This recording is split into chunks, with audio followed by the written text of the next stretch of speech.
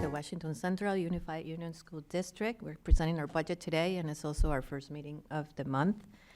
We're recording this in the hopes that we can also use it to share with the community, since we don't have a lot of attendees here with us. I'm Floria Smith, the chair of the committee, of the school board. And thank you, our school board members that are attending remote. I know a lot of you are not feeling well, so thank you for making an effort. And to all of those that came in this very cold weather, thank you too. I was gonna start just welcoming everybody to tonight's forum.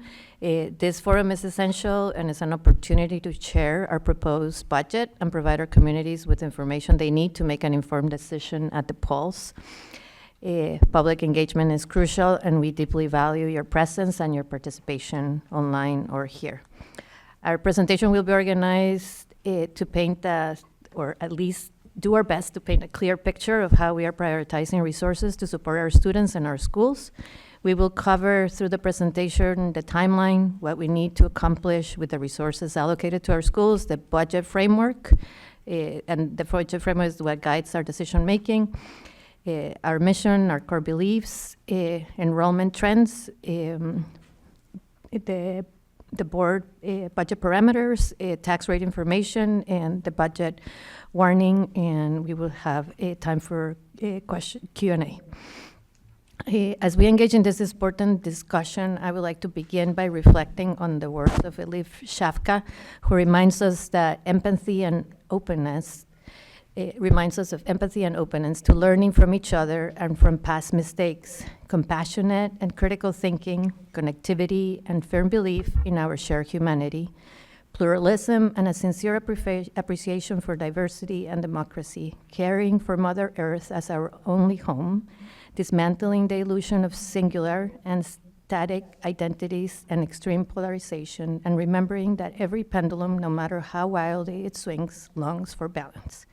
A center to hold it are the ways we respond to the world as it is right now. These words deeply resonate with me and with the work we do in education and with the time that we are right now. Schools are not just places of learning, but also spaces where we nurture wisdom, understanding, and unity, ensuring that every child is equipped with the tools to navigate the world with curiosity, courage, and compassion.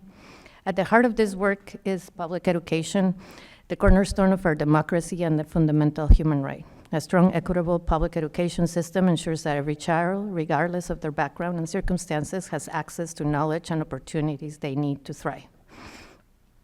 Additionally, as we gather this month, we recognize and honor Black History Month. This is a time for reflection, celebration, and commitment, not just in remembering history, but in meaningfully acknowledging the profound contributions of Black scholars, teachers, kids, to our society, our education system, and our collective story. It's an opportunity to embrace the lessons of resilience, innovation, and justice that Black History Month offers.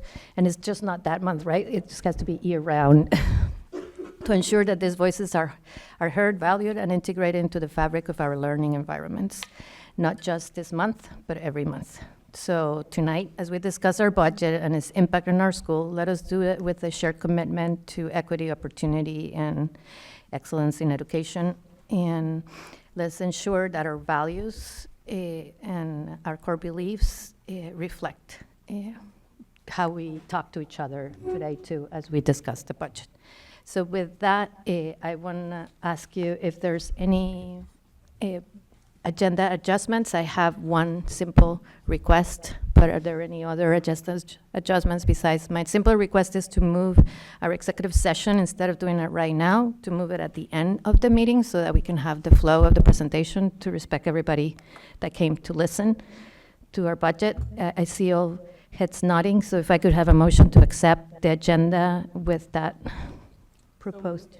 Thank you. Thank you, Kelly. Thank you, Natasha. All those in favor, please. Julia. Sorry, Julia. Thank you, Julia. Thank you. Kelly. All those in favor, please signify by saying aye. Aye. Aye. Okay. Sounds like the ayes have it, and I see some raised hands on the screen too. So let's move into public comments.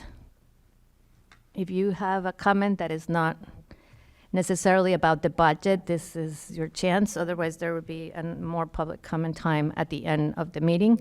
We have time for community Q&A right after the budget presentation if your questions are about the budget.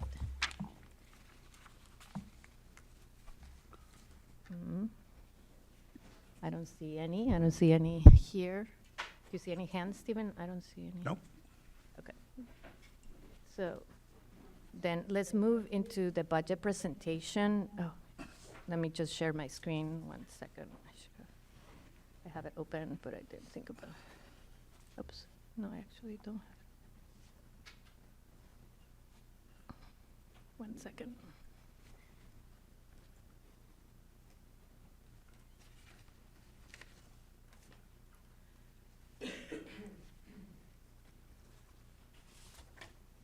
One minute.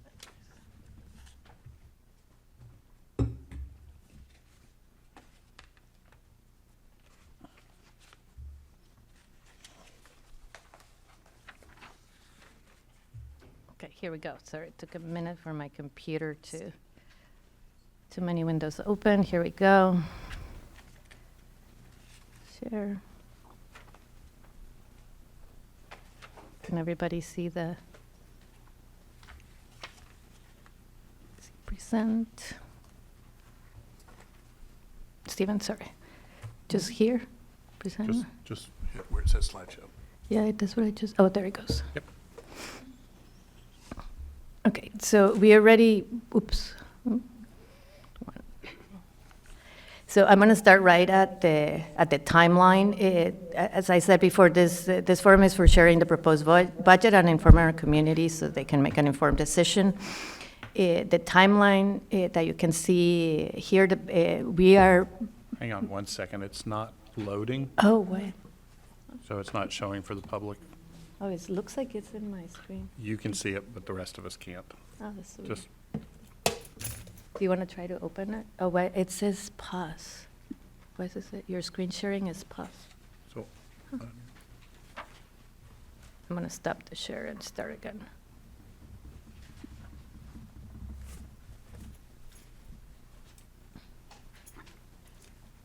Where did it go?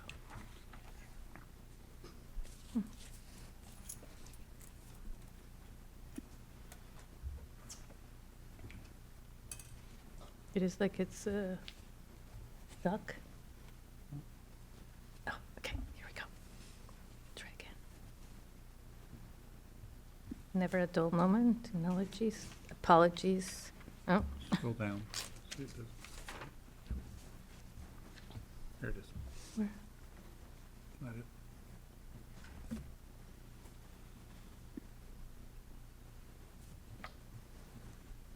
Yeah. Oh, no, they can see it. Maybe I just leave it like that because I don't want to take more time. So like we were saying, we kicked off our budget development process with a board training to explain the budget development process also for our new board members, and we went deep into understanding the Vermont's education funding system, as deep as one can go. But we have this training for all our board members every year. Then the board review. You can see here September 18 was the budget training, budget assumptions approval, capital improvement project budget. Then we moved into October 1st, November 6th and November 20th. On December 4th, we had our first community engagement with past the level service budget on our draft one after reviewing the draft one. Then on December 18, we presented draft two, and on January 22nd, we approved the budget, and here we are today on our community approved budget presentation. And so on March 3rd and 4th, we're going to have on March 3rd, we're going to have an informational meeting. On March 4th is where you can vote by Australian ballot, and we'll share with you the warning too. On this slide, you can see the mission of of our district, and we center our work around Washington Central Unified Union School District is to nurture and inspire in all our students the passion, creativity, and power to contribute to their local and global communities. The budget is a narrative that, when done well, should reflect the student needs and our community values. And that's why we always have our mission at the center of what we do. And then here you can see our core beliefs, which we'll be talking about them at every meeting, but it also reflects what we value. So humanity and justice, community and belonging, well-being, transparent and responsible leadership, community engagement and relationships, and rigorous curriculum and instruction. As we move down, we're trying to stay student-centered throughout the budget development process, remembering our why. We kept our 3 strategic plan goals at the heart of this. So the first one is to build and nurture a culture of well-being and inclusivity. The second one is to challenge, empower, and engage each student through evidence-based instructional strategies and curriculum and various educational opportunities. Foster and commit to responsible leadership that engages the community and communicates transparently. We keep, our hope is to have a high quality education at the same time that is equitable, and that we are doing our best to move our district to a sustainable place. With that, I'm gonna pass it to Natasha so that she can talk to us about equity and equity policy and the work of the Justice Coalition work. Thanks. Our district has made a commitment to equity. This is outlined in our Humanity and Justice Coalition statement, our educational philosophy, in addition to the mission statement, core beliefs, and the goals from the strategic plan as Flora just presented. This commitment continues to be reflected in our definition of equity, which is every student will have access to the educational resources and rigor they need at the right moment in their education across race, gender, ethnicity, language, disability, sexual orientation, family background, and/or family income. In addition, we also approved our equity policy, which defines equity in more detail and includes high outcomes for all students, removing inequitable practices, access to high-quality, culturally responsive experiences, and cultivating the skills of all of our students. And our HJC continues to work to enforce the policies as well as provide professional development and experiences for our students and our staff in the district to continue to maintain and grow this idea of equity and what it looks like. The policy also speaks to our equity indicators, which we will use as another parameter to monitor student success. And then, as you can see, our budget goals support the pieces presented by Floor, our commitment to equity, and our commitment to equity. And then these continue to be reflected in the board parameters. Do you want me to read those? I think that would be great. Okay. Let me do it on my screen so I can see them. Yeah. So the board parameters are to remain under the per pupil spending threshold, to continue to offer and further develop the multi-layer system of supports, consider configuration changes that support our criteria, frame budget decisions around meeting goals with a strategic plan and adhering to our core beliefs, frame programmatic decisions around education quality standards and equitable distribution of resources, support accelerated growth for students from historically marginalized identities, and budget towards long-term financial sustainability of our district. And now I'll pass it on to Daniel. Thank you, Natasha. Good evening, folks. The next 2 slides are both representations of the demographics sort of context in which our budget decisions are made. The first shows Washington Central enrollment figures across all 6 schools over a 7-year period, including the projected enrollment for next year and the following year. It's worth noting that those projections for FY 26 and 27 do not include pre-K. But really to compare apples to apples, we can look at the U32 enrollment figures and see an 11.5% decrease over the next 2 years. which really is just an extension and really, in effect, an acceleration of an enrollment decline that we've been experiencing for some time now. Next slide. So this is just a charted version of the same data. You notice that we are going from district-wide enrollment hovering right around 1,500, now trending down much closer to 1,100, and that risk of dropping under 1,000. I'll pass now to Ursula.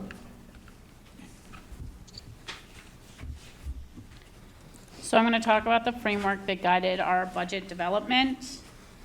And you can see some of the considerations up on the screen. But our leadership team and the school board considered student needs, equitable distribution of resources, education quality, and evidence-based practices to make decisions for the development of our budget.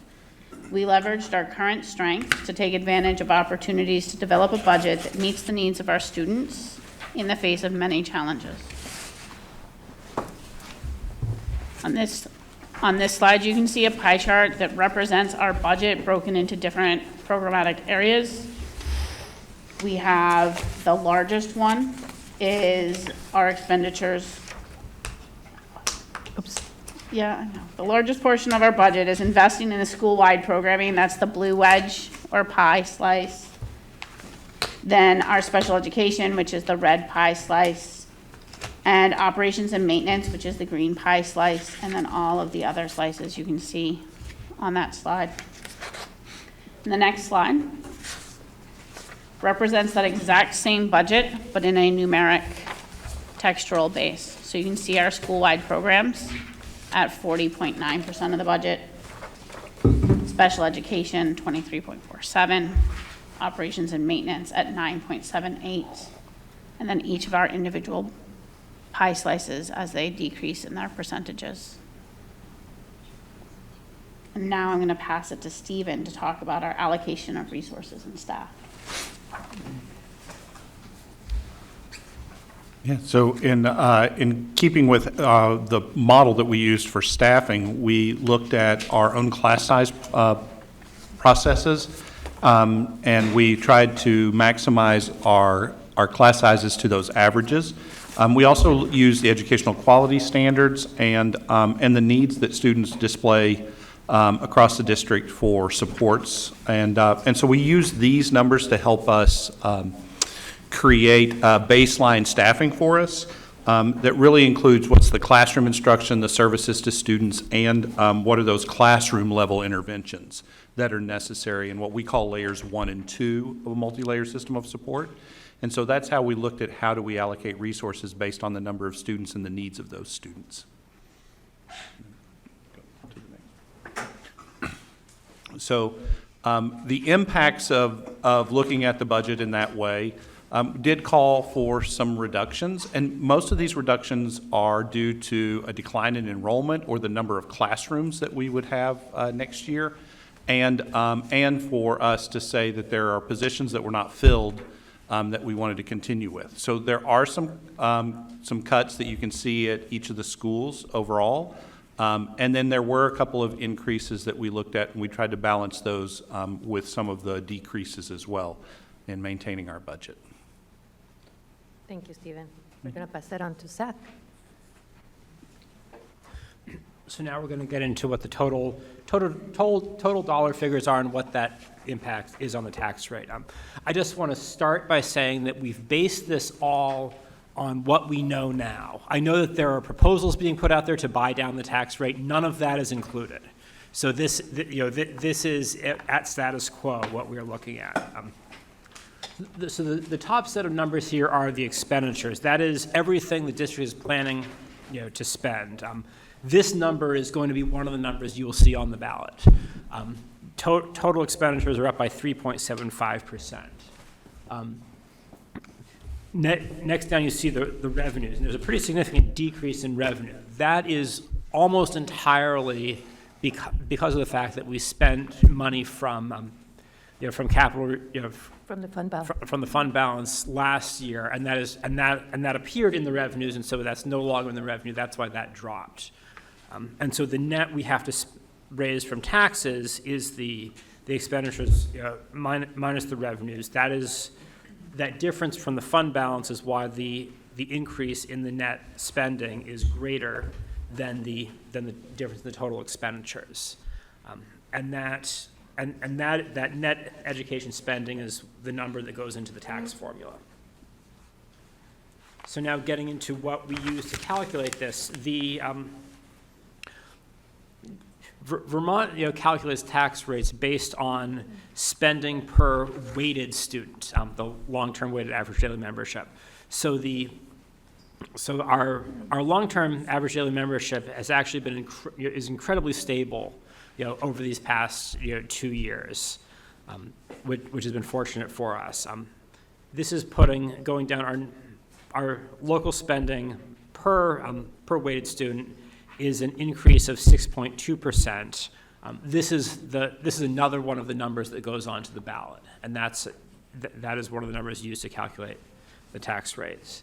And that number is also what is used to look at whether we're above the excess spending threshold, and we are not above that. Then finally, we have the tax rate before the equalized tax rate before we get to the statewide adjustment. You can see this initial equalized tax rate is dropped, a decent bit. What's going on here is that we, as property values increase, to generate the same amount of revenue, you have to impose a lower tax rate. And so even though spending is going up, property values are going up faster, and so that's why this number is, why that number is dropping. You will also see an equalized tax rate after the statewide adjustment. This year the state changed what had been a one-step process to adjust tax rates into a two-step process. And so you are seeing that interim step that wasn't there. The new process did not change the actual tax rates at all. It just changed how certain numbers were reported. So if we go into the next one. So then the way we calculate another piece of how we calculate the tax rate is by taking the common level of appraisal to adjust the rates for each town. What the common level appraisal is doing is looking at how much the property values in each town increased. Does that by comparing actual sales to appraised values to recalculate what would be a fair rate. The reason you do this, you think about sort of different towns reappraising at different times. If you had a house that would actually sell for $300,000 in two towns, one of them is just reappraised, so they're at $300,000. Another one hasn't reappraised in 15 years. They're at $200,000. The people in the house that had just reappraised would pay 1.5 times the taxes of the town that had not reappraised. And so this adjustment will adjust up the tax rate so that both are paying the equal rate on equal value. The way these calculations work, if the CLA decreases, that means the tax rate increases. So you can see there are different changes at the town level. Berlin had the smallest drop of negative 4.9 percentage points, and Worcester had a very significant drop this year based on increases in property values and which properties were included in that calculation. So we can go on. So this is where we then get to what the actual tax rates are. So you can see we range from a decrease in Berlin of 9 cents, which is a 4.64% decrease, to an increase in Worcester of 36.7 cents, which is a almost just shy of a 20% increase. Again, that's tied to the change in property values. And then you can see the other towns range in the middle of that with though the changes in the other towns are fairly small. Then looking at the next page, this is just showing the actual you're translating the rates into actual dollar values. So at the end of the day, what is the change in what you're paying? So we've shown both what the total tax would be on a $100,000 home for the 5 towns for both this current year, FY25, and then FY26, which is the year this budget is for. And then the tax increase, or the tax change, I should say, because we do have some decreases this year, for a $100,000, $200,000, and $300,000 home. So you can see sort of where you are in that range if you are not, on income sensitivity. Over to Diane. Yeah, Diane? Yeah, so this one talks about households paying based on income. And so you can see the per pupil spending, it shows you how we come up with the district income rate. And there's some limitations that are listed on, as you can see below, that are those parameters and as it says, limitations. So our district income rate has gone down 0.26% from 2.84%. Don't you love all these percentages?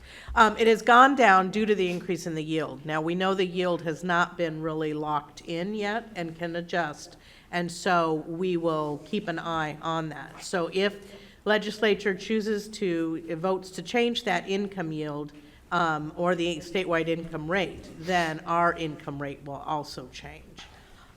Households that file for an income-based property tax discount will receive that credit on their FY26 tax bill. And this is very critical information for us to know that these rates, we can't really tell everybody what you're going to pay because a lot of it has formulas and basis upon which, depending upon your take-home, your household income. So if your household is reporting earnings less than $47,000 in 2024, you will only pay the statewide income rate of 2%. And this applies on house site values of up to $400,000. If your household is reporting earnings between $47,000 and $90,000, you'll only pay the district income rate of 2.58%. And this applies on house site values up to $400,000. If your household is reporting earnings between $90,000 and $128,000, you will pay based on a combination of the district income rate and the town homestead rates. And this will only apply on households of a house site value of up to $225,000. So it's very important for people to be aware that there is income sensitivity. There are different safety nets that are available to our families and to our community members. And please reach out to us if you're unsure about that, and we can direct you to where to look. And our next slide is actually several, I'm trying to catch up my slides. So these are active links that will take you to the different places that will help calculate the specifics of what your income is based on your income and what your rates would be. And so very much strongly encourage people to check these out, really calculate those so that we also can better understand the impact of our budget choices. Thank you, Diane. So we know that our district is entering a difficult period of declining enrollment, as you can see by the slides that Daniel shared with you. But we're committed to working with our communities to develop a long-term plan that is fair to all stakeholders and that will work for students especially. We're committed to continuing our budget work year-round and are continuing our work with the Configuration Committee too. Our goal is to fully engage our communities and our students and identify the opportunities we have together as a district and intentionally focus on student outcomes, community engagement, and long-term planning. We want to lay the groundwork for collaboration and trust for years to come, so please follow the work of the Configuration Committee. The last part that we wanted to share is the careers. This is our warning. so you guys can see it on, I'm not gonna read through the warning, but you'll be voting on Article 6 on the amount of our budget. I'm gonna make that a little bit bigger there. And you would also be getting a separate ballot from the Career Center. So I just want to highlight that, but that budget is already embedded in our budget. So just make sure, because they're a separate district, don't think that it's in addition. It's already embedded in our budget, so make sure that you vote for both.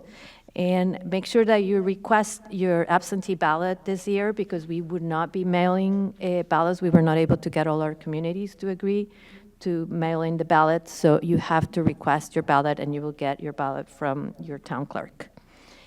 With that, please vote, and if you have any questions, reach out to any of your board members, and they will be your superintendent.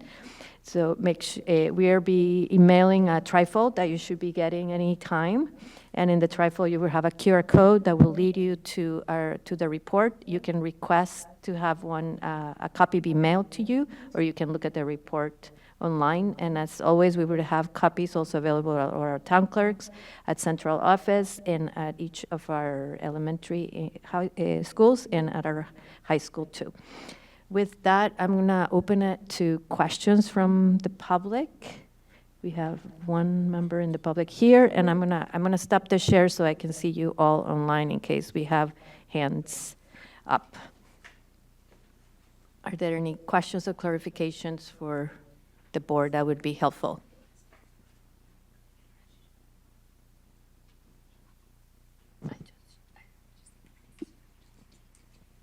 I don't see any hands.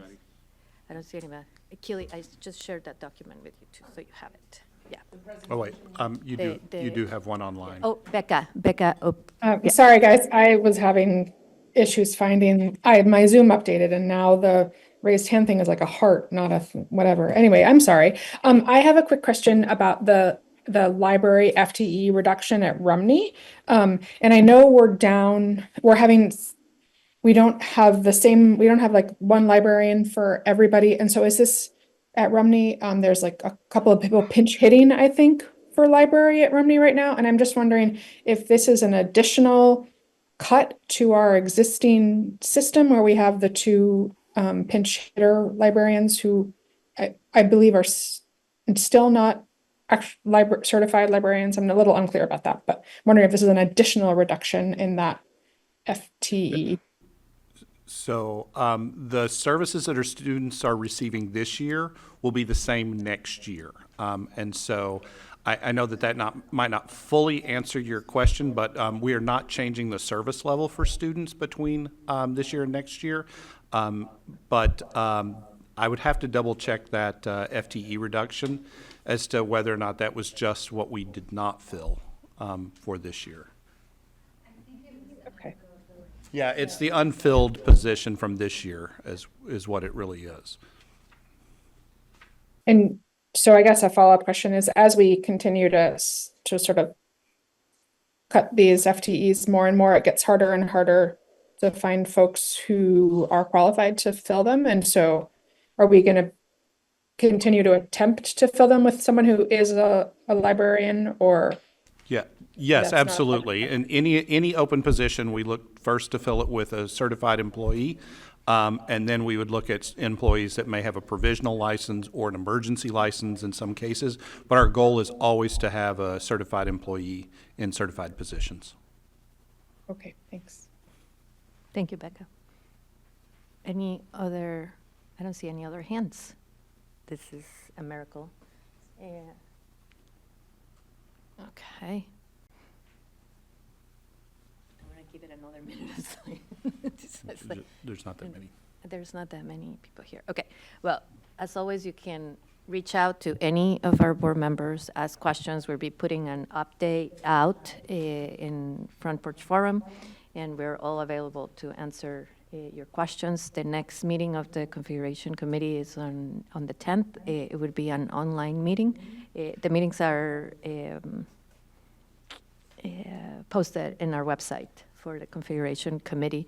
And the next meeting after that will be in person on our third meeting in February, which I believe is the 19th. with that, I'm going to close that presentation part, and I'm going to close the Q&A, and we're going to move into board operations. Becca, your hand is still up, but I imagine that it's an all hand, unless something just... Sorry, again. It's okay. No, it's okay. I update, just want to sorry. make sure that I don't, if you had another question, I wanted to honor that. So, okay, I see it. Right, so with that, we're going to move into we're going to have our legislative breakfast with our legislators on the 11th. So we said we were going to schedule some time for planning. I'm going to pass this to you, not that this should be our priorities, just so that you have a basis of what the priorities that you've been getting emails, but I don't know that everybody.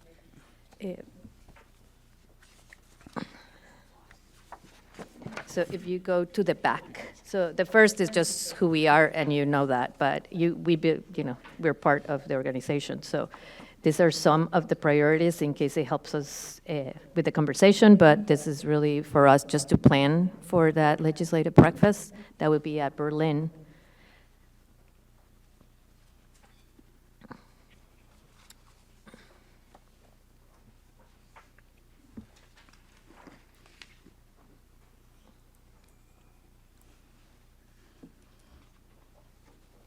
Do we know who's coming? We don't have all of their SVPs yet because it changes. It's so busy right now. So last year we didn't know until the day before. It's like it was coming. So far, I think all of them are committed to coming, and 3 of them are not sure, depending because everything is changing so quickly. So But we had a good turnout last year. everybody came last year. Everybody came last year. So I'm gonna double check the invite right now and see who's coming. But we could start anywhere. And I know everybody wanted an opportunity to talk about this. Of course, that day it doesn't need to be script. Just wanted to. This was a request from you guys. So I have a question. go ahead, Patrick. That'll kind of help me form the other points I want to make. But what is our scope here? What are we hoping to accomplish? And are we trying to get get information so that we can do our jobs better, or are we trying to inspire some action this year from the legislature, or what's our kind of scope here in your view, Flora? So last year we changed it. It was the first year that we changed it to a legislative breakfast. Megan had suggested that this would be better because we wouldn't. Most of the time we were doing it at night. It was always a snowstorm, and we were not getting anybody here. And it was just then the legislators will sit in front of us, and it was like a Q&A from community members too. But we hadn't been able to establish a relationship with them. So the idea would be to, establish a relationship with them and make sure that they understand our priorities, but also get an idea from them of what are their priorities. So if we show up to, if we need to, how do we best advocate for what we need, right? Which is, making sure that there's accountability of the use of public dollars.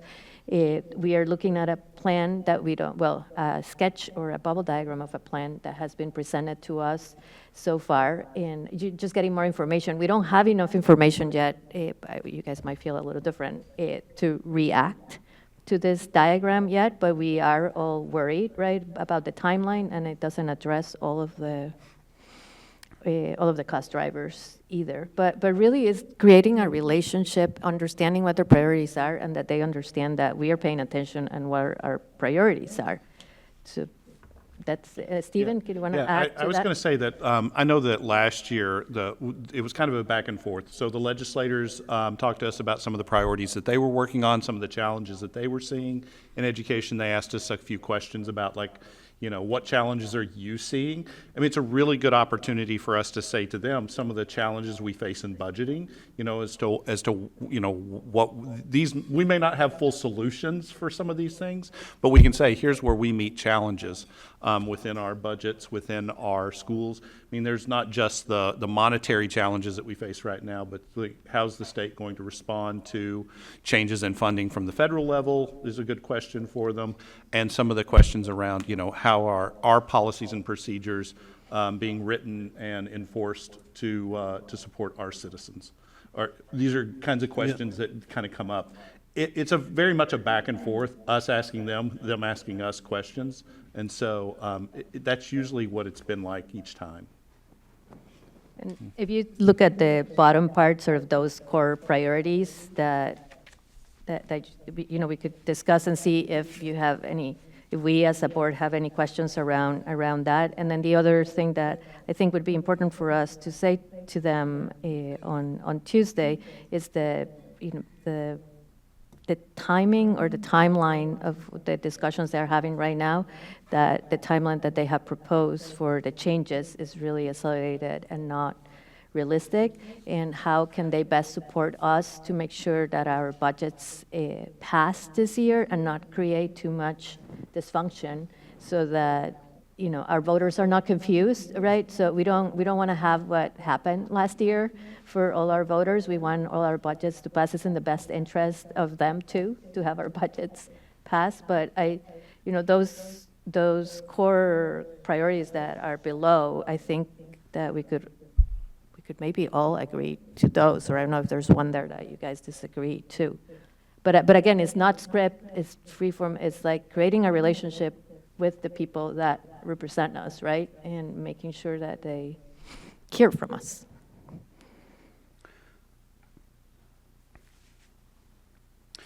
Well, yeah, so something I want to bring up then is I feel like a lot of the trouble that we have with, or maybe it's the pushback we have from our community about our budget and our budget process stems from the fact that we have a regressive school tax system. And I think that having a dialogue with our legislators about that and what are they doing to fix that? Because I think it would take a whole lot of pressure off of us if the folks that people that care so much about this district that we're on the board of, we're participating in a more equitable tax system and even a progressive tax system. So I think that's something that I'd like to bring up. I don't really see that in the core priorities, but it's just a little bit specific maybe. It's part of the education fund, but yeah, that's a good one. I think we should talk about that, which is part of the reason in theory they created the Commission for Public Education.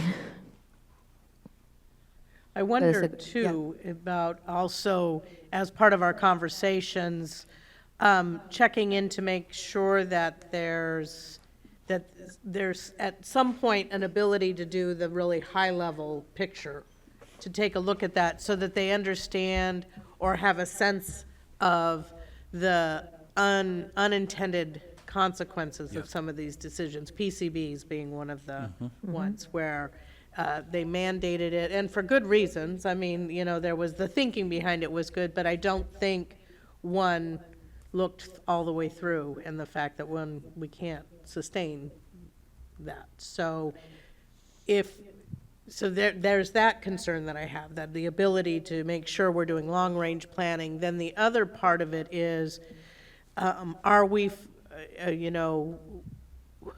I worry about the procedures breaking down. There used to be that time when crossover day came, and you really couldn't push.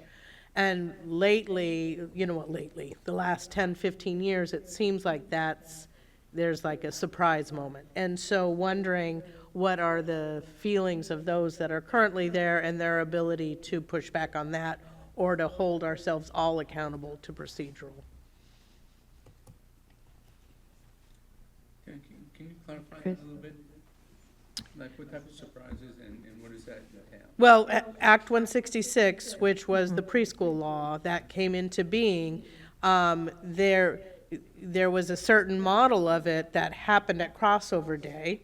And it used to be that at crossover day, you crossed over and then you left it to where the things would be worked out. Act 166, right up until the last day of session, got modified, voted in, and was took effect July 1, and it was impossible to put into place. And so, and that was just one example. There have been many that, in late April or May, right up to the end, they're pushing, proponents of whatever bills they are really pushing, and they end up getting through when that wasn't the way the system was developed. There was time to think and discuss that was purposefully built into the process. How many of you are planning on attending? It's okay, so Natasha will be there, Patrick will be there, Chris would be there, Ursula would be there. Okay, so I'm just gonna, and Stephen, of course, you'll be there. Yeah, I was going to offer something. Oh, yeah, go ahead. So I think just another kind of to frame it, this is what the Vermont Superintendents Association has said are the legislative priorities for our governing body and our group are things like education funding reform, right? So which is something that we talked about a great deal. Instructional delivery and structural changes. So we've all seen, the bubble diagram that doesn't really tell us a whole lot yet. Things like educational quality. So what does it mean to create a high-quality education in Vermont? The use of public funds to private entities is a concern for us as a group. Mental health and social services. So how are we making sure that we fund, if these services are indeed delivered in the school systems, as they are many times for us, how is that funding appropriated? School construction and facilities aid, which is a big concern for many, many reasons. The governance and oversight of education, which is mentioned in the VSBA piece as well. So the role of the AOE. And then the other one, and this is, I think what Diane pointed, unfunded mandates and things like that. How are we using the education fund? So these are areas I think that that kind of cut across both school boards, superintendents, citizens. Like, what are we doing in these areas? How are they addressing some of these concerns? Is a good question for us just to ask them, right, and see where they're at. It also might be good to get a sense from them as what they think is possible. Speak into the mic, Chris, Focus please. Can you use the mic? And focus on those 2 or 3 goals that are possible as opposed to ones that here are we not possible this year. Yeah. And they would be able, I think we'd be able to get good sense from them because they're in the building. And then we also have the big consolidation plan that I think is going to take up a lot of oxygen. Yeah. So these others, and these other concerns may say, well, those will be taken care of through a consolidation plan if it comes about. Yeah. So Thank you, Chris. Natasha? Yeah, funding is obviously on here a number of times. And I guess my question is, a alternative funding proposal has been presented. It was presented in November. It was presented several times. I know VSBA was part of those conversations. And I'm just wondering if you can give us any insight as to where VSBA's stance is on that other alternative to funding. And, I've been kind of eyeball deep in all of this. I don't know if anybody else is even aware that another proposal has been presented by Public Assets and Vermont NEA, and it actually has details, and it has a piece that deals with the cliffs and will provide more immediate support and relief to people who are experiencing financial inequities because of the property taxes. So I'm just curious where VSBA has been on this, because this is something I plan on talking a lot about at the Ledge Breakfast and pushing, because all we've really been hearing about is the governor's plan that doesn't have any details attached to it. Yeah, I think the foundation formula that they are proposing right now, we don't know the details, right? So if the foundation formula is going to have the weights as we have it, and they're going to use sort of, they're not going to break Brigham, and they're going to, the idea was not to fight it until we have the details, right? We don't want a foundation formula that is going to make our kids be just X amount of money. That's not what we want, right? Nobody in Vermont wants that. Our Constitution wouldn't allow it. We have Brigham we are all held accountable to that. We have one of the first ways of paying taxes to do proposing funding for education in Vermont, and we don't want to lose that. But what I mean is having that our kids all, regardless of where they live, have access to quality education, right? What we have been hearing is the other narrative from the governor also that is unsustainable now. So we have to have that conversation without the details. They haven't given the details. They've just keep saying that it's a foundation formula, but they haven't given us the details. So we have not formulated a response into that until we hear the details. I don't think anybody in the state is wanting to have a foundation formula. Any of our board members, I don't mean anybody in the state because that's different, but any of our board members, or I haven't heard this from superintendents associations or the principals association, nobody is wanting a foundation formula. Which I appreciate, but that wasn't my question. My question is, this alternative funding proposal was presented back in November and presented in committees and presented several times. And I know VSBA was in at least some of those meetings. And my question is, what was VPA's response to this alternative funding proposal that was put out there? I don't think, Natasha, that anybody reached out to us to give feedback. The conversations that happen between, we have conversations with Jeff. We all sit on the same meeting. So NEA sits with us. We have, I sit with Tom, I sit with Jeff. We all collaborate in all of this. The legislature, who is the ones that make the decisions, have not asked us to come and provide feedback on this proposal. Okay, so I'm Right. asking if VSBA is providing feedback to us as school board members and part of VSBA about this alternative funding, and if they have any comments about it since they've been part of the conversation. I would have to look into that, Natasha, because I don't have it, especially if it was in November, I don't have it in front of me. We have not, like I said, we have participated, like we all collaborate, and we collaborate with the NEA too. I think that, I don't know if you know this, but we have an organization of equity across all of that includes the NEA, the VSBA, the VPA, the Superintendents Association, and we all come together for this, depending what the issue is on the legislature. So I'm not question. I don't have the information. I'm sorry. I flew in last night at 1 a.m. I'm trying to operate in the best I can. I'm happy to, but I was not involved with that conversation yet and asked, so I don't want to speak on behalf, because I'm sitting here today as chair of Washington Central, not as president of Vermont School Association, and I would like to check in before I say something. Okay, I don't have the details. I appreciate that, but again, the conversation was happening since November. So I would hope that VSBA would have something to say about it. Yeah, since I'm it's going to been check and see what, months. as a new superintendent, I won't throw that in there. I'm going to check and see if the VSA had any kind of comment around that as well. So I'll bring that to you as well. Okay.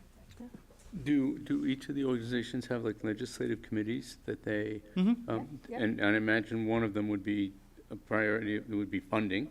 Do you know if there's been any discussion about the NEA proposal as part of the legislative agenda for either the superintendent's organization or the VSBA?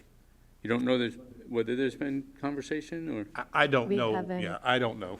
Yeah, we have not discussed that exact proposal. Okay. We've been working since, the commission, we've been working with the commission. Everybody has a member in the commission, and we've been trying to work with the commission, but I haven't, we haven't participated on those conversations. But I will check in, and I'll get back to you guys on the next, and I'll have the information for the legislative Yeah, breakfast. I'm claiming rookie status on this Yeah, one. and I I just can- haven't had those conversations yet. So I'll see what's been done. I'm going to hold it to the Jaden Daniels rookies. Okay. Well, I've got a whole year, right? Okay. So what I did is, Kelly's taking some notes too. We have the notes from Lisa. I started a little document that got at least the 3-4 questions that we got from you guys. And again, that is that day, everybody can talk, but we'll have a copy of those so that you guys can refer back to that. Patrick? Yeah, just a little more detail on the funding stuff is, we heard a couple of times in our budget process that there's a lot of material in our budget that we don't have any control over, that's set by other bodies. Can we get that taken out of our budgets and have that covered by the education fund, and so that our taxpayers, our townspeople don't have to vote on that on the same line item as teachers and facilities? That is part of the conversation that they're having. Yep. Great. Yeah. I just wanted to underline that. Stephen, do we have a sense as to what the actual cost of the unfunded mandates, just let me finish up, just a minute. Unfunded mandates or other things that we provided services to students that are not within the core. I mean, student well-being is really in the core, and that covers a lot of things. But things that were not normally part of our school budget, do we have a sense as to what that dollar amount is and what percentage of our budget that is? Because I think that may be helpful for the legislators who may not be as aware that, I mean, think they're aware that we're doing all this stuff, but what it really means in terms of dollars that are coming out of our local budget as opposed to something that should probably be funded statewide. Mm-hmm. No, it's actually the question that the Superintendent's Association is working on as a whole. It's like we're putting together, like, what are all of those unfunded mandates? And I know that it's actually supposed to be a part of some of what the governor's proposal has as well, is they're trying to do some research on that to figure out. I will say that we haven't done a deep dive into our budget to figure out what are the unfunded parts of it, and it's a little hard to separate sometimes. I mean, they're funded, but with us. But with us, right. Well, and yeah, and in the crazy funding formulas that we have now.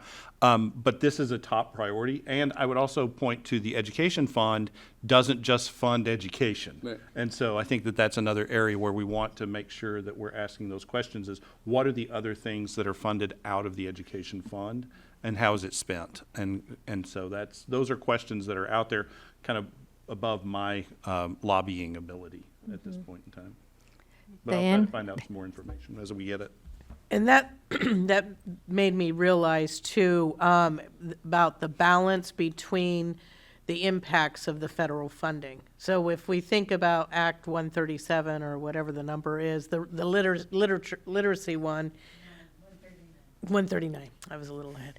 And then we think of all the title funding that's being, disappearing. So how is our local legislature or statewide legislature balancing, keeping an eye on current context for Vermont, and then also the ramifications and ripples of all the loss of potential funding? Yeah, we'll ask that question. Natasha?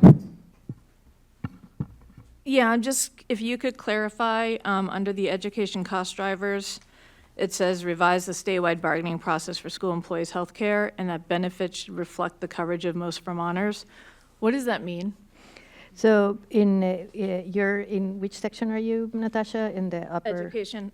Oh, cost revise the driver priorities. statewide bargaining process. Yeah, so revising the statewide bargaining process for school employees is right now the way that the board is formed doesn't allow, it always goes to arbitration, right? It doesn't allow for a process. The number of members in the committee is always divided in half. Goes to the arbitrators, and we haven't made any progress. This year is in a 2-year halt, so it hasn't made any progress one way or another. So it's not really doing what it was meant to do. So it's just revising that so that there's an actual bargaining process. Right now, every time we end up in arbitration, and there's not much, and the arbitrator has to pick one or the other plan. It can bring good things from one plan to another plan, so it's not like coming to consensus. It's just picking one plan or the other plan. So all of the conversations get lost. So it's not the best process for us coming with the best results for all. So that's all that means. And that's what you mean when you say benefits to reflect the coverage of most Vermonters? And no, the second part of benefits to reflect the coverage of most of most Vermonters is that if we are state, and you know, Stephen can help me with, but okay, I'll take it on the chin. Don't leave her in the hot seat, Stephen. I'll take it on the chin. It's okay, and it's okay. It's okay. We are all of our schools in Vermont are, you know, at least 88% of our schools is our employees, right? Because, you know, we used to say 99. It's 88%. As a state, healthcare is unaffordable, right? Like 2 years ago was 16% increase. This year is 11% increase.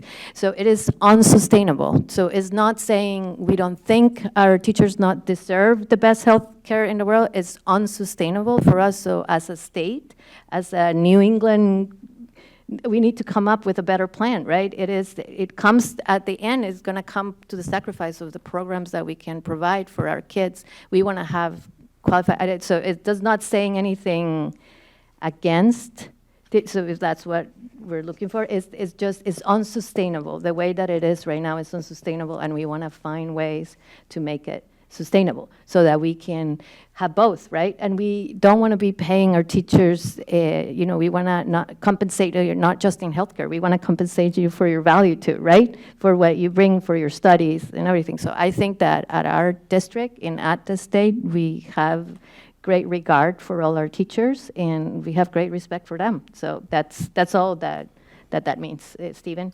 Or, no, it's okay, Well, it's okay. And I do have a follow-up when you're done. Well, actually, so, I mean, I think this is something that I'm just learning more about from the position I'm in. It's just making sure that we have a way to bargain so that the services aren't increasing at the rate that they're increasing.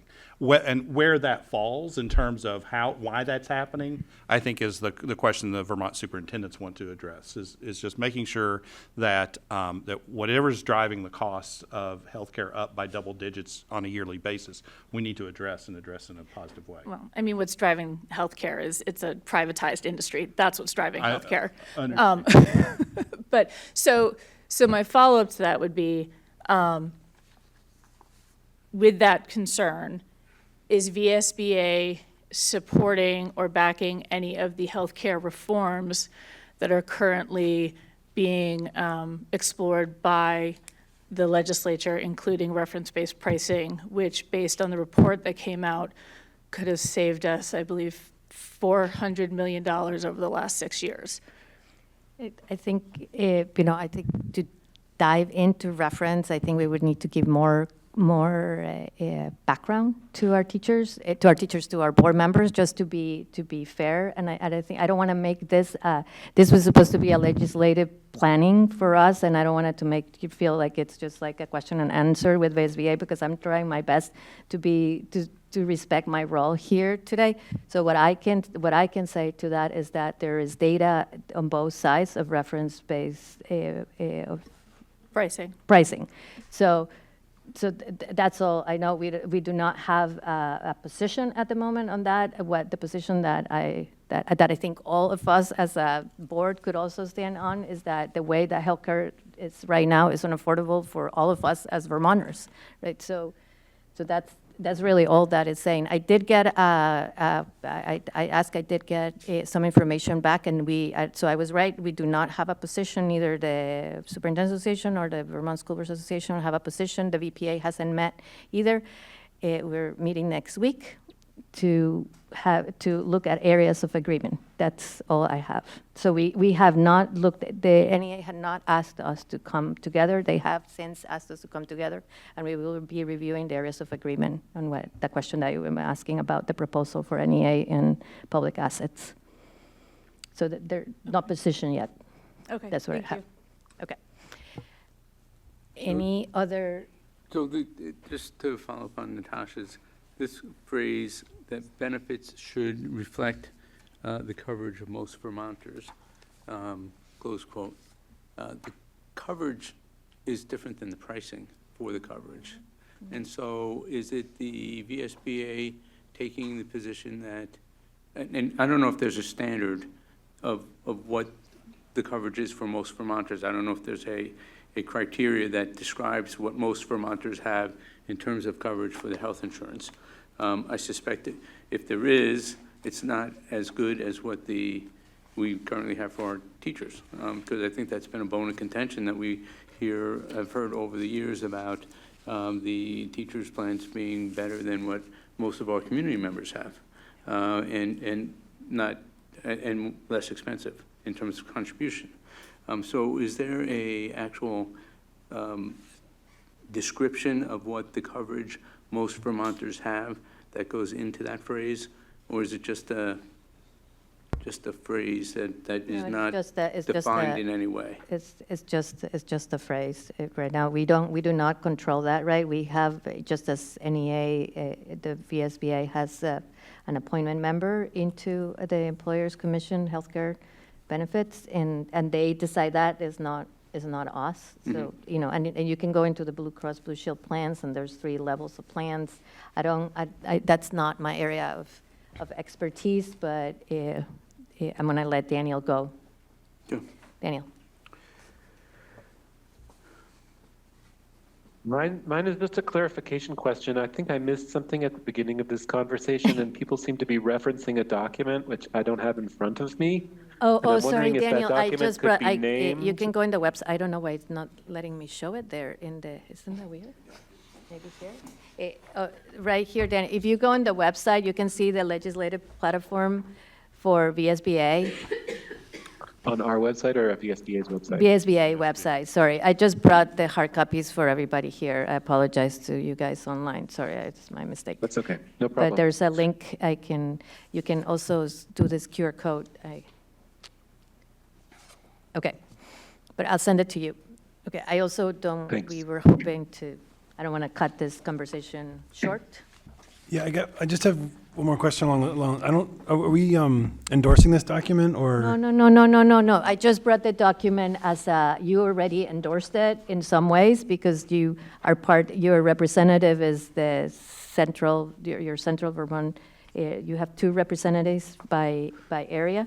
So you're not endorsing this document. I just brought it as an example of things that we are talking as board members. And we're not going to present this to the legislature as our positions? No. We are, thank you. yeah. So just for clarification, does the phrase adopted by the VSBA membership mean the representatives voted for it as opposed to the membership as a whole? The membership as a whole voted for it. Did you? Yeah, Okay. yeah. We have resolutions and the membership as a whole, so you have voter delegates. Go ahead, Ursula. Jesus Christ. Right. Sorry. In the fall. And then I stole it. So in the fall, if you guys remember, you selected me to be your voting member to VSBA for that annual meeting, and we talked about all of the different resolutions that have been proposed, and you all told me how to vote on them. Those are the resolutions that guide their legislative work. So, and we can always make resolutions as well. Thank you. Thank you, Ursula. Okay, so with that, Keely. Keely, Just one, sorry, go ahead. no, just Yeah. one logistical question, particularly for the Front Porch Forum post. Is there a way for community members to engage or watch, or will there be a report back about what was talked about in any way? we can give a report back to community members. There's not a way for the community to, it's, again, it's just it's a get-together of the board. It's Yeah. just a little legislative breakfast. And then the last thing I wanted to add is we want to invite our students, if their time allows it, they are more than welcome. You're equal members of our board, Okay. so you're welcome to join us. Lei, you have something to say? No? Okay. Let's move, let's move into our personnel part of the meeting. I also made a promise to get you out of here early today, so there's we just have one resignation. Correct. Could I have a motion For this year. for this year?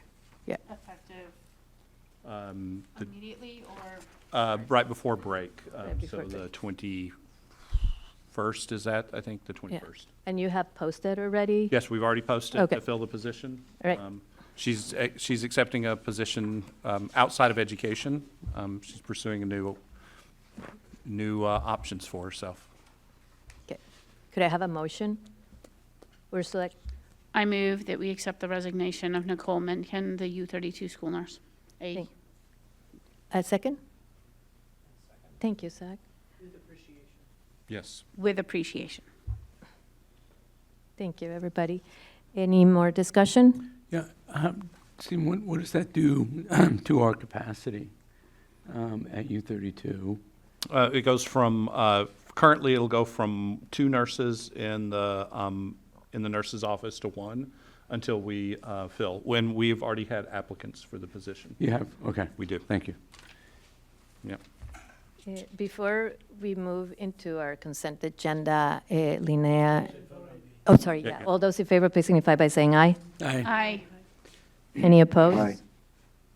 Any abstention? I heard all the ayes. So the motion carries.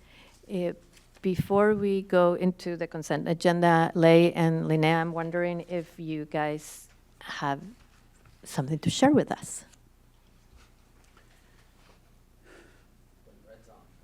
Correct. Correct. Okay, I hate that. That's so counterintuitive. It's so annoying. It's okay. I Yeah. can lean over. That's fine, I guess. I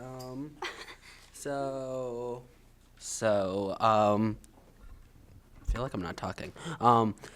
So of the week of January 24th was J-term, which was presented at the last meeting. From what I heard is that a lot of students really enjoyed it, and you can head to the newsletter of U32 and see a bunch of the amazing photos that people took of J-term, I guess. I'll speak up. I think I'm just gonna do this. The past weekend, the Hadestown musical, which was the combination of Montpelier and U32's theater programs, was presented, and it was a total hit. I believe it sold out, which is awesome, and a lot of people had fun. I saw it on Instagram stories and everything, and I think the collaboration between the schools was a really, really good opportunity, and I think it's probably going to be continued in the further years, which is really exciting. I guess join us and help us celebrate our amazing school counselors by celebrating National School Counseling Week, which is February 3rd to February 7th of this year. I have the U32 counselors here listed, but unfortunately not the elementary ones. So these include Ellen Cook, Kirsten Keese, Lisa LaPlante, Nate Lovett, Jen Pelletier, Jamie Spector, and Jade Walker. Yeah, so thank them for all their hard work. Yeah, just for a small round of applause for them. Yep, they do amazing work. All right. I'm going to do the sports update. Oh, yeah. Because I'm not really sure. Oh, yeah. Okay, cool. Due May 2nd is Vermont. There's a Vermont Public and NPR, National Public Radio's Student Podcast Challenge. Those podcasts can be expected to be about 3 to 8 minutes long. I don't really know much more information than that. And then there is the 2025 SAME STEM/Engineering and Construction Camp season portal is officially open. Join industry professionals and dedicated volunteers from the military and engineering community for an exciting week of project-based learning. Applications are due March 12th. Stage 16, which is the middle school, I believe, version of the theater program, they have auditions on February 13th and 14th, open to all 7th grade and 8th grade students. And then all folks aged 12 to 17 are welcome to the Basement Teen Center at 46 Berry Street in Montpelier on Thursday between 3 p.m. and 6 p.m. and Friday between 3 p.m. and 8 p.m. And then lastly for me is VSAC is hosting a college and career pathway event at UVM or online on March 8th. I'm just gonna read off your computer. Now for the sports update, super exciting. Our girls basketball team played Spalding yesterday. Unfortunately, we did not win, but it's okay. Our boys team is playing Hazen away right now, which is gonna be an interesting game. Our girls hockey team just won against Kingdom Blades, which is super exciting. Sorry I was late. We went into overtime. And then the boys are playing Harwood right now, which is a very close game.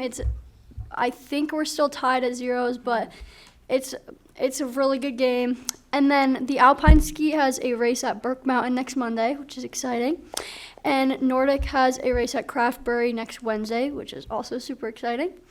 And then last reminder, I'm a little stuffy. I don't know if you can hear it, but just stay safe and healthy. Illness is going around rapidly. Everybody's getting sick, so wash your hands and do whatever you need to do. So. All right, thank you. Do you have a YouTube channel? I'd subscribe to it. So the Stage 16 production is Spam-A-Lot is what they're going to be doing. So I think. Yeah. Yes. So encourage you guys to go see that. We'll let you know when it's playing. Okay, thank you. Oh, Zach. I just want to make one comment. I know a number of people saw it, but I went to see Hadestown on Saturday of the first night, and I mean, I've seen a decent amount of theater in my life. To do this show justice, you really would have to grade it on the professional curve, and I don't think I've said that about a high school production before. I really agree. Yeah, it was awesome. As someone that spent a lot of time on stage, I thought it was amazing. Yeah, really amazing. I've heard amazing things about it. I wasn't able to make it myself. Oh, no. Yeah, it was, okay. So good, so good. And such an amazing effort by cast and our tech crew. Like, Yeah. there was so much tech in that. It was fantastic. We have some proud parents on the board whose kids were involved. Yeah. I know, there was- At all levels. There was a lot of girls that were on the hockey team too, and just were telling us all about it, and it just sounded super fun. And I'm also in my TA is Eliza Azarian. Oh. I haven't seen her in quite a bit, but she is just amazing. And so just shout out to Eliza and everybody else. That's amazing because it sounds really fun, and I'm just glad that it worked out so well. And I hope we continue doing it because it seems like people really enjoyed it. Okay. So now we're going to move into our consent agenda. So if I could have a motion to approve our minutes, they were on page 31. A move to approve the minutes. Thank you, Patrick. Second. Thank you, Chris. Any discussion or amendments to the minutes? Again, appreciation, Lisa, for the hard work that you do, and I know that you had to do this from the recording. The so- recording. I know, So- that was- sorry. So thank you. Thank you. All right, so with that, thanks to our miracle worker here. All those in favor, please signify by saying aye. Aye. Any opposed? Any abstentions? Hearing none, the minutes pass. In our future agenda items, we have board evaluation. That will be coming to you. I'm just trying to give you some time because your superintendent evaluation is due tomorrow. This February 6th is the deadline that we put there. I'm really looking for 100% participation, so if you haven't done it, I can give you 5 minutes after the meeting. Just kidding. Just please do it tonight or tomorrow, right? It's just till the end of the day. If needed, we'll extend it, but ideally, you can get it done. Then one thing, advocating as a board is sort of what we did, part of what we did today. It's not saying. And then I wanted to add a future agenda item, and that being having a conversation with our students about having our students join the National Student Board Member Association. Is totally online.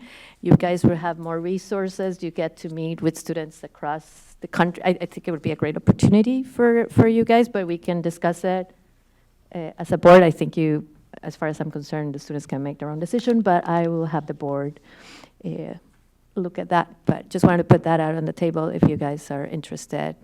I had the privilege of meeting the executive director, who you guys will love, is a really young.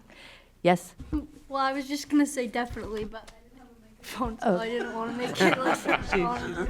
Okay, so I'll make sure to share information with everybody and especially share it with you guys before the meeting so you guys can make an informed recommendation or not to us as a board. Sounds good? Yep. All right. So now I'm going to do board, I'm going to leave executive session totally to the end. So board reflection. Okay. Hearing none, we move right into public comments. Any other public comments? Wow. Thank you, everybody. Okay. So.